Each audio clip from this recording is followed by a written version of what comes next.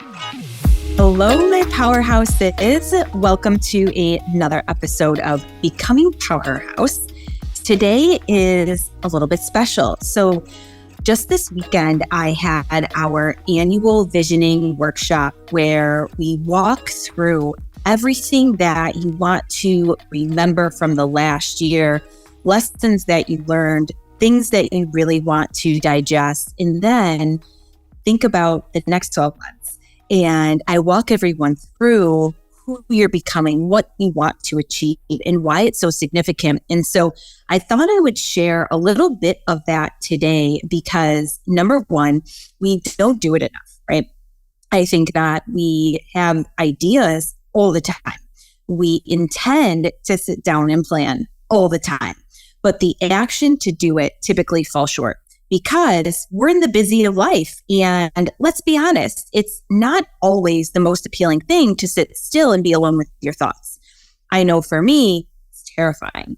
So that's what this episode is going to be about, is really thinking about your vision. And even though I'm recording this right now in December and thinking about 2024, this can be done anytime throughout the year. You can take any month, day, week, it doesn't matter, because at the end of the day, you can always look out for the next 12 months, 1 to 3 years, whatever the case may be. And so as you're listening to this, depending on where you are, try to be present. And after this episode, I would really challenge you to go parking lot sometime, maybe an hour or two, to walk through your vision, to write down your goals, to write down all of the things significant to you, and then how you're going to achieve and accomplish them. And we even have in the show notes a link to a course I created giving you all of the workbooks that you need, the prompts, and the full out version of the workshop. So super, super helpful. So that said, whether you're listening to this while you're walking or driving, or when you set that time aside for yourself, I encourage you to be present. Turn off your alarms. Try to be hyper-focused and give yourself permission to not only dream big, but really think about what it is that you want. You know, the objective of this is to get inside yourself, inside your heart, inside your mind, and truly be authentic. We live in a world that is constantly bombarding us and overstimulating us with other people's experiences, social media, what everybody else is doing. And everybody seems to have a lot of opinions that they throw our ways too, whether we ask for them or not. Or maybe that's our perception. And we hear a lot of the time what we should do, what we should be doing, how we should be acting, how we should be working, how we should look. And really, you know, when you ask yourself, are you living a truly authentic life, or are you just showing up the way that you think you should show up for everybody else? That is a big, heavy question. It's a question I had asked myself years ago. And when I really looked from the outside, looking in at myself, there were parts of me I didn't even recognize. And I had to choose to take full ownership of that and start to reorg. And a big part of that was because I was such a people pleaser, and I would bend over backwards to be everybody else's version of myself, but my version of myself. And so I had to start to do that. And it was really hard. It took an extreme level of vulnerability, authenticity, and being okay with the fact that not everyone's going to like me, and that's okay. And as I became more of myself, it gave me an infusion of energy because I wasn't so exhausted trying to contort myself into all these different things. And it also made it so easy for me to say no to stuff that just didn't align. And if you're in that position, this is a really good opportunity to think about that, write those things down, and then let that shit go, you know? So And this is a part of the year that I do this every single year. This is my personal process of thinking about the last year, moving forward, how to plan for the next year. And so I am sharing that with you. And although I look forward to it every single year, for me, it's like opening up a Christmas present. I fear it. I fear it as well. And the reason I fear it is because number one, again, it is scary to be in my head sometimes, but it forces me to look back over the last 12 months and take ownership in what happened and what didn't happen. And for me, that's a hard pill to swallow sometimes, especially if I didn't measure up to how I thought I wanted to measure up or do all the things I wanted to do. And digesting that isn't fun because I am very, very competitive, very goal-oriented, and I like to get shit done.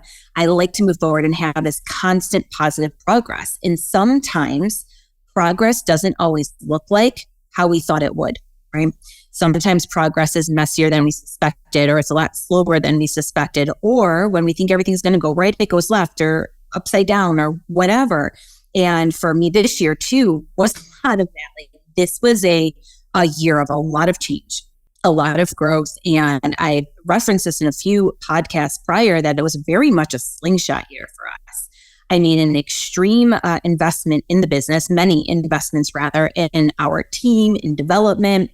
And I knew that it had to happen if we wanted to continue to expand and I wanted to continue to add value to clients. And I knew in my head that the numbers weren't going to be huge in terms of profits for what the business did, even if revenue grew a little bit, because mid-year, like, that was it. We were like at this capacity point and I had to add talent. But even though I knew that in my head, when I looked at the hard numbers with my accountant and through everything, it was just like this lead weight, boom, and I was like, shit. Ugh, that made me feel for a second like a failure. And then I had to unpack it all. And when I unpacked it all and really looked at the progress overall, it felt really good. But there's layers to that. And sometimes we just take the surface for what it is or for granted, and we put too much weight to that without actually celebrating our accomplishments, celebrating the things that went well. We focus on the things that don't go well because that's what's easy, right? But remembering to focus on what went well is huge. So keep that in mind. And, we are the only person that knows truly what we're capable of achieving. That's it. Just us. We're the only ones that can also hold us accountable. Nobody else is going to do that. Nobody else is going to care like we care. Nobody else is going to celebrate like we should celebrate it ourselves. So how can you convert your mindset or mentality to be your number one cheerleader, your number one accountability coach? And when you think about what you're capable of achieving, you probably don't give yourself enough credit. You're capable of so much more than what you think. And I see that day in and day out, especially with all of our coaching clients. They surprise the hell out of themselves once they finally take action on this stuff. And the reality is oftentimes we know what to do, right? We know what to do, but doing what you know is an entirely different thing. And the reason we don't do what we know has layers to it. Sometimes it is procrastination. I'm a perpetual procrastinator. And over the years, because I'm so self-aware, I've had to put so many little mechanisms in place to stop me from me. Whether it is daily habits, rituals, routines, hiring coaches or accountability people, being very transparent with what I wanted to accomplish so my team could hold me accountable. Whatever it is, I am a perpetual procrastinator. I know that about myself. And it's not because I'm lazy, because God knows I'm not. I have a ton of anxiety. That is something that I deal with, I cope with. And my anxiety will cause me to procrastinate, even on stuff that literally doesn't make any sense. Like, it's insane. I don't know why I do it, but I know I do it. And it's something that I have to work on and commit to and really focus on. And so all of those little things, but it's only me that can change it. And I need to really hold myself accountable to that. So as you think about this last year, and considering everything that happened and then how you want to feel about next year, what I want you to keep in mind is that life is that C, right? It's the C that happens between B and D, and it's choose. And you get to, you don't have to. It's one of my favorite phrases. And we can look at the last year and say, oh, this happened to me and this was so hard, and have more of that victim mentality or that victim mindset. But the reality is life is always going to be hard. It is always going to throw shit our way, but it's up to us to choose how to respond to that hard stuff. How are we going to show up for ourselves? How are we going to be resilient? and rely on that and have that extreme accountability in what we're capable of what we want to do, and showing up for ourselves and being intentional, being consistent. Okay. And so when you want to create your ideal life, or you think about creating your ideal life or tweaking it, maybe you're really satisfied with where you are now, and that's great. You want to get super intentional and super clear on what that looks like. And that's really what the visioning process helps with, is it allows you to clear your mind and allow your brain and your heart to flow on to that piece of paper without judgment. So you want to think about, how can you show up for you, and being authentic and choosing what you want to achieve. Do you want to create a legacy? What is the life you want to create for yourself? Are there things that are going on right now that just don't feel aligned, or that feel sticky or out of whack or out of balance, or whatever it is, whatever areas that speaks to? And as we go through the vision workshop, I talk about all areas. Nothing is concentrated on just specifically your business or work or your personal life, family, friends. Like, we talk about all of the areas, because if you don't look at all the areas, something's going to fall out of place. And you get this one extraordinary life, this one precious, extraordinary life. And what you do with every minute of it matters. How you show up, how you think, how you talk to yourself really matters. And we fail to recognize sometimes how we're self-sabotaging, how we're not allowing ourselves to live this beautiful life, because we tell ourselves it's not possible, or we can't, or we won't, or we shouldn't. And really, it's a tragedy to live that life where you tell yourself next year, one day, or someday. And I challenge you, as you go through this exercise, to consider, can you start putting dates to the calendar about that? Can you start actually looking at, okay, I just said one day, but this is significant. Even if it's in 2026, 2 years from now, what can that look like? How can I make that happen? And then it also may then give you clarity to how you might need to grow your business, or your income, or your savings, or how you're asking for help. All of those little things, the more that you think about this stuff and put it onto paper, it becomes real. But it gives you that roadmap and that guideline to follow. Right? Does that make sense? So, what are you so excited about and passionate about? And what does that all look like? So, some exercises to think about as we get started here, and looking at the last 12 months, First of all, how do you feel about the last year? And if you're not driving, if you're listening to this, you're going to want to block some time to just brain dump, right? And write all this down. How do you feel about last year? And if you can, get really specific about those feelings. How, the words around your relationships, your career, the people you really love, or the fun you had or didn't have, or lack thereof. Every little part of it, your money, your finances. How do you feel about the last year? And how do you want to feel over the next year? What are those feelings around your business, your money, your relationships? What do those feelings look like? Because as you build your vision, if you can anchor those feelings and how you'll feel when you achieve it, it will make it feel like so much less of a grind if you can mentally see and feel what that will be like after getting through this. Because any goal, anything that you do is going to be uncomfortable. And quite frankly, the best form of self-love is tough love. It is getting really honest with yourself of what it's going to take to achieve something. And if you're feeling stuck right now, and you are not happy with where you are, it's a signal that it's time to grow. And that means getting uncomfortable.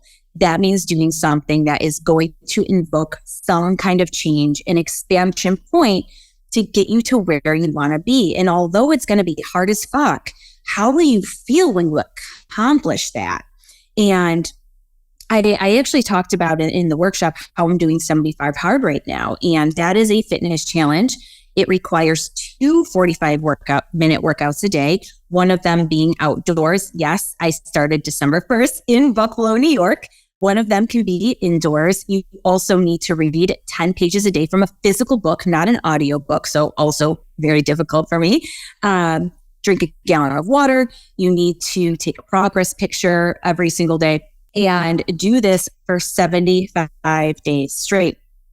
And in doing that, I did this because life is hard. I did it because life is hard and I wanted a healthy distraction to keep me focused. And it has been a blast so far. I actually announced I was doing this challenge. I had 6 other women sign up with me or agree to do it with me. We're in this group chat. I'm actually having a lot of fun with it. It is hard. There are days where I'm exhausted. I'm only on day 11 and trying to fit all of that in my already full schedule is a bit of a challenge, but it's a fun one. And it's forced me to focus on healthier things than maybe drinking too much during the holidays or having extra anxiety or, right? So it's been fun. It's been fun to have a healthy thing going on right now. And the real reason I'm doing it is that I've never done it before. And I want to know how I'll feel when I'm done. I wanted to know the feeling that I will have when I accomplish this challenge. And think about that for a second. What is it that you've been telling yourself that that's hard, I shouldn't, or I don't have time for?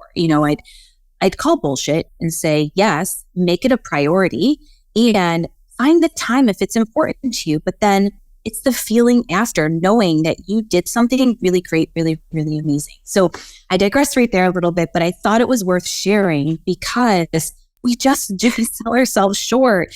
And you have the ability to do whatever it is that you want. You really, really do. We just let our mind run these ongoing limiting beliefs. Next is, what are you afraid of? What are you so damn afraid of? And what is the one thing that might be holding you back from everything?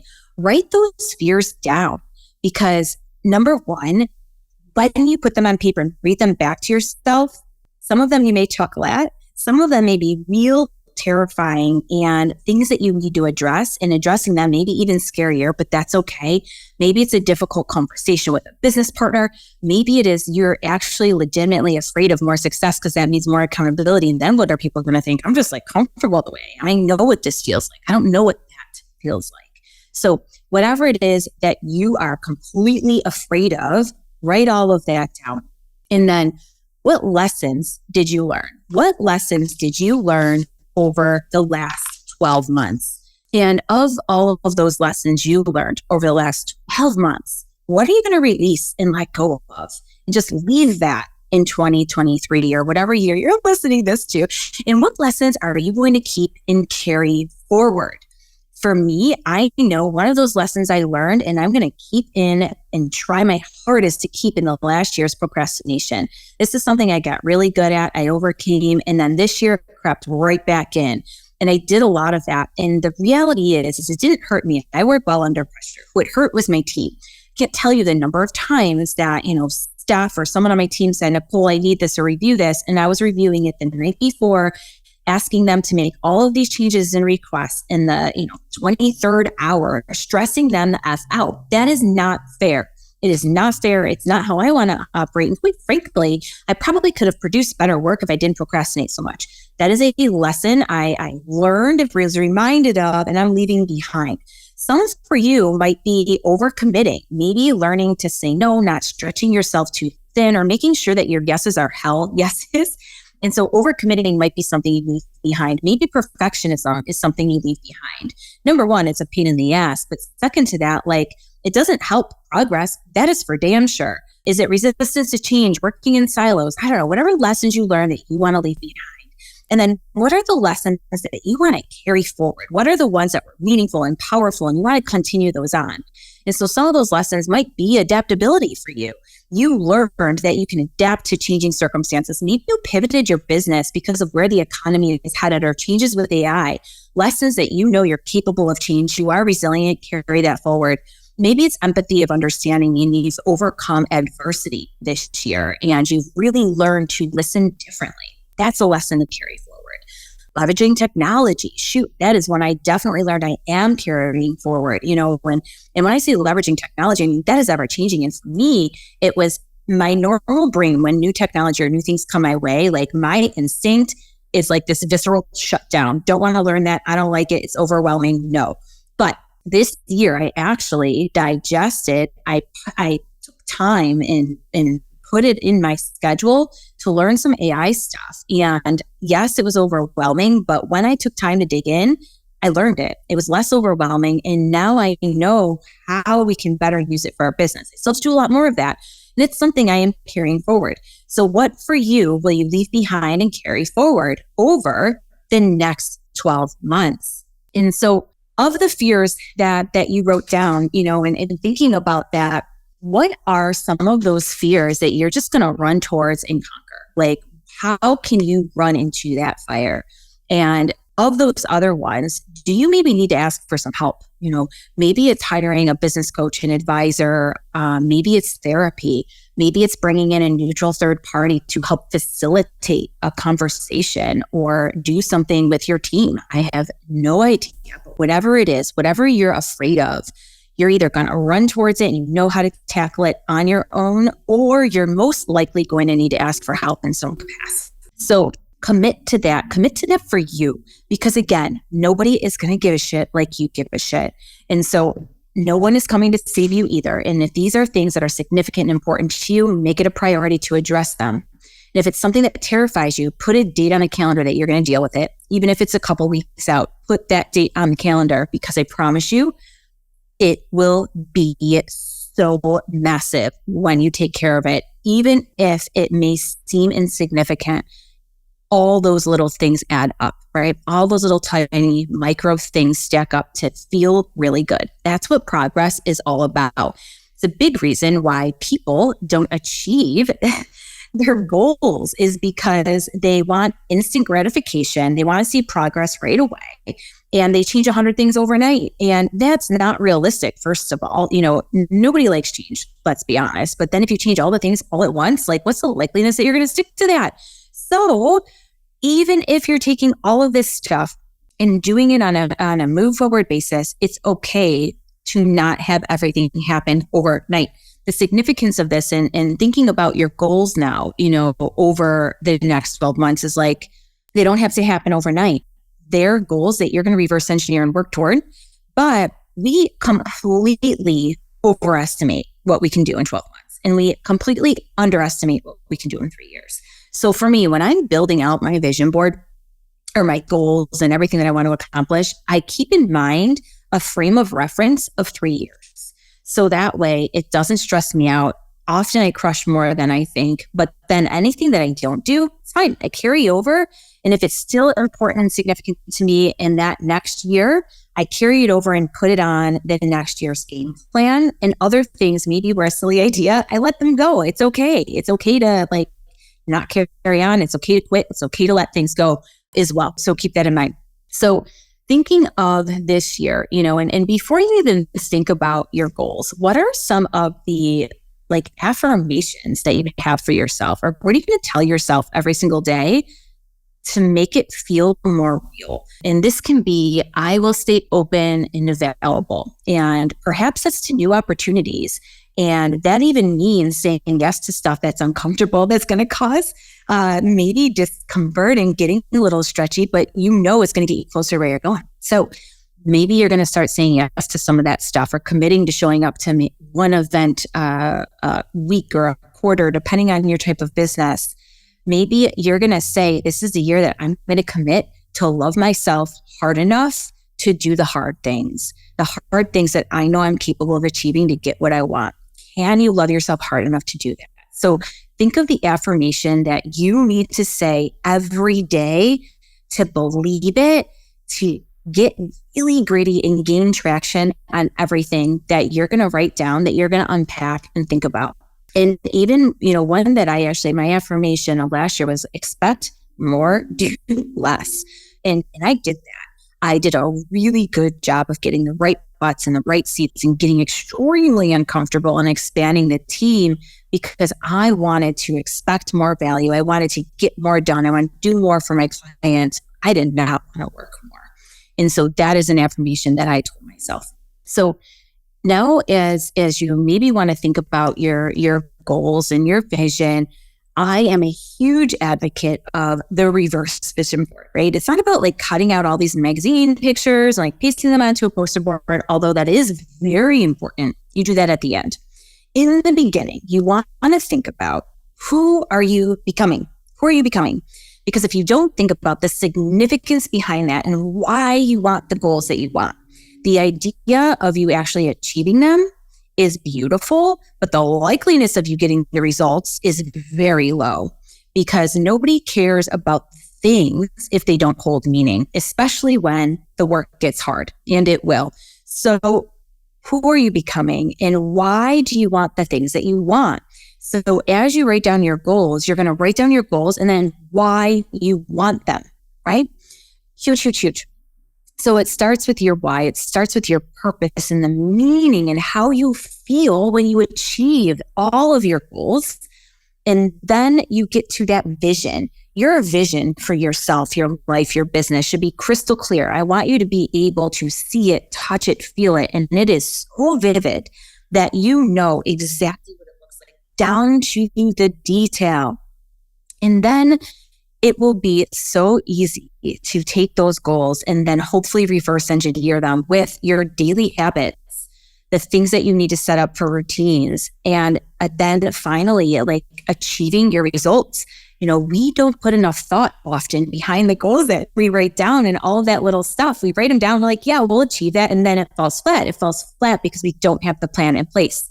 You need to think about the little things that you need to do daily, even if you're starting small and adding something on top of it so that you can achieve this stuff, you guys. And so as you're writing down your goals for the next year, you need to really think about all of the things that you will need to do to achieve that. And if you are someone who is struggling with like, I don't know who I'm becoming, I don't know what that looks like, or I don't know how to do it, there is an exercise that we have that is fabulous. And it's actually right in the vision course that I walk you through thinking about people you admire and writing down their characteristics and traits and then how that can emulate to yourself. So if that is something that you need help with, the course definitely has that. And then the areas that you are going to write down are going to be in your faith. And faith can be, if you're religious, you go to church, it can be that, it can be meditating, it can be yoga, anything spiritual that you hold yourself to and your family. And for me, my family is my friends.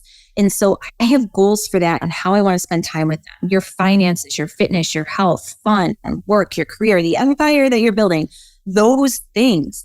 Think about the goals that you have, how you're going to feel when you achieve them, and why they're significant. And then once you do that, I want you to reverse engineer what you have to do every single day. What are you going to need to do every day to achieve them? And when you know what that's going to take, maybe over the course of a year, break it down into monthly, weekly, daily, so that it's bite-sized and you can then hit that positive progress. And these are things that you can add on to as well. So, and something as easy as I'm going to wake up earlier so I have time to work out. Maybe just start with waking up earlier first, right? And so if you normally get up at 6 a.m. and your goal is to wake up at 5 a.m., tomorrow, wake up at 5:45, right? Start small, make it a habit, then add on to it. If you've ever read Atomic Habits, that book is phenomenal in habit stacking and really showing you how to do this so that you can have consistency and discipline. Huge, huge, huge. So that is thinking about all of those things so you can really start to gain traction, see results, and do this. And so, the course has everything in there. And last and not least, set up your schedule for success. Use a time blocking method. We have an amazing time management course on this, but one of the things that you need to do is actually find that space in your calendar for all these things to happen. You may very well need to reorganize your schedule, reprioritize what you're doing, force yourself to fit things into your day so that they happen like an appointment, just like you would take your kids to the baseball game or whatever the case may be if you're a mom, or what you would do for your best friend. You are your best friend. You need to show up for yourself and block this in and make it non-negotiable. So reorg your calendar. Another thing I'd encourage you to do is block all your time off a year in advance. Choose when you're going to take long weekends, even if it's a day-long no technology hike or your vacations with your family and your friends, whatever block it now so that you don't override it and work over it. Commit to that now and share it with people. So this is a beautiful, beautiful way to really reflect on the last 12 months, and make a definitive action plan for the next 12 months so that you don't have another year, another 12 months of saying, man, I wish I would have done that, or I should have done this. That feels like garbage. This is your year. You are worth the effort. You are worth the time, worth the investment to get all of this done. So I hope that you really take that into consideration right now and pausing, doing this for you. I know I am going to be. I already have a date on my calendar with my best friends to walk through this, to talk about it, and to do the actual visual vision board. And I'd encourage you, if you have a partner, do it with your partner or grab a best friend or a few people to work through this too. Even if a good chunk of that is absolutely silent, you're holding each other to the standard to get it done because you're the priority. So check out the course. That'll be helpful for you guys. It has the worksheet and everything. Always feel free to DM us, engage. I would love to hear what your theme is for the next year, how you're using this vision exercise. Please share it. And until next time, my powerhouses, continue to be courageous.